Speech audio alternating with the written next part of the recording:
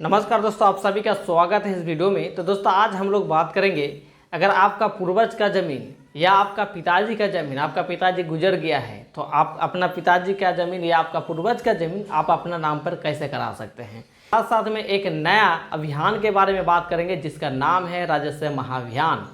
तो दोस्तों सर्वे का बाद इस अभियान को चलाया जा रहा है बिहार सरकार द्वारा। और दोस्तों साथ साथ में बात कर लेते हैं कि बंगाल वाला जो लोग है जिसका ज़मीन है बिहार में, बंगाल का निवासी है और बिहार में उनका ज़मीन है, और उन लोग का कहना ये है कि क्या सर हमको फिर से पेपर को जमा करना पड़ेगा, फिर इस फॉर्म को भरना पड़ेगा। तो आप लोग को फिर से फॉर्म भरना पड़ेगा और फिर से आपको पेपर जमा देना पड़ेगा, जो बंगाल का लोग हैं। और बिहार का जो लोग है तो उसको भी तो भरना ही पड़ेगा। ठीक है, सर्वे का बाद ये जो नया अभियान चलाया जा रहा है तो इस अभियान में आपको जमा देना ही पड़ेगा पेपर।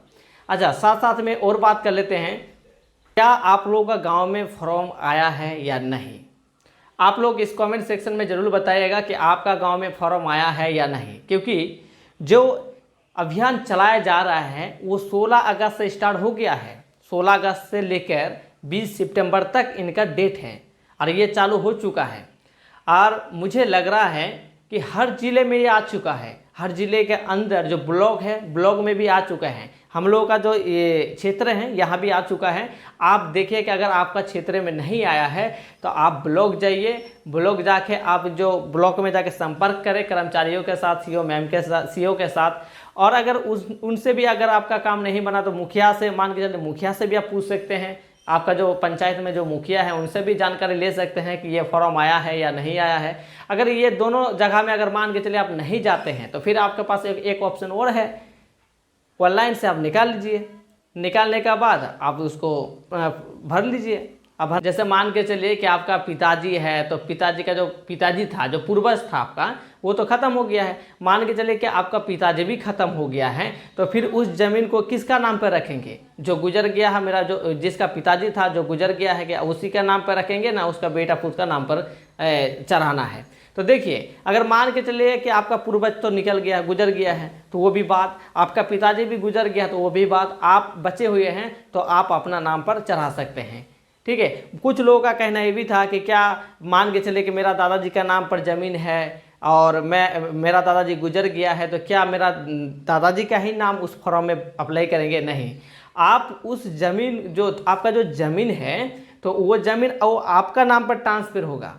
इसका मेन उद्देश्य यही है जो नया अभियान चलाया जा रहा है। जो पूर्वज का ज़मीन है वो ज़मीन क्या हो जाएगा, जो जीवित व्यक्ति है, जैसे उसका बेटा हो सकता है, उसका पोता हो सकता है, मान के चलिए जिसका नाम पर था वो उसका नाम आप नहीं बैठाएगा, आप अपना नाम पर बैठा। जैसे आपका दादाजी का नाम है, आपका पिताजी भी गुजर गया है तो आपका नाम पर डायरेक्ट चढ़ेगा, तो आप अपना नाम चढ़ा दी जाएगी। अगर मान के चलिए आपका 2 भाई है या 3 भाई है, 4 भाई है तो वो वहाँ पर वंशावली सिस्टम से चढ़ाना है आपको। ठीक है, वंशावली सिस्टम से।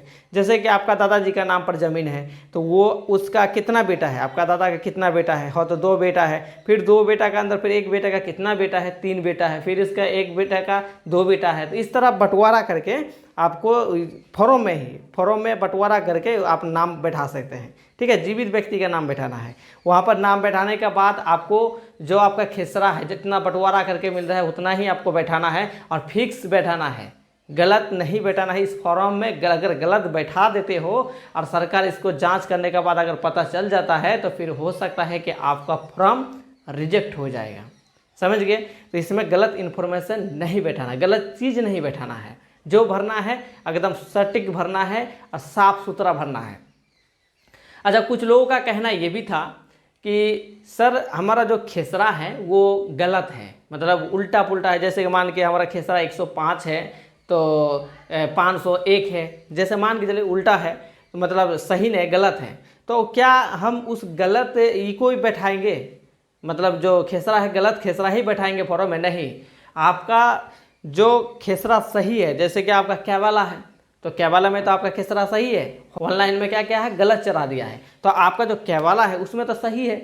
तो कैवाला के अनुसार जो आपका खेसरा है वैसे बैठा दीजिए, आपका कैवाला के हिसाब से कौन सा साल में रजिस्ट्री हुआ था वो आप बैठा दीजिए। ठीक है, एकदम पूरा परफेक्ट तरीक़ा से आपको बैठाना है।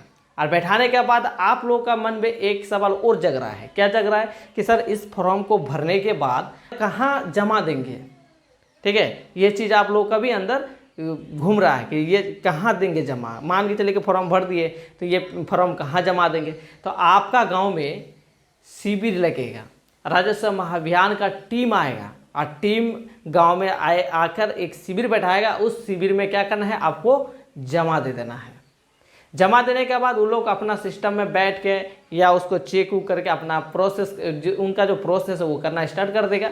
इसी तरह आपको फॉर्म जमा देना है ता होगा। अगर अच्छा लगा है तो एक प्यारा सा लाइक दे देना और फिर मिलते हैं एक नए वीडियो के साथ। जय हिंद, जय भारत।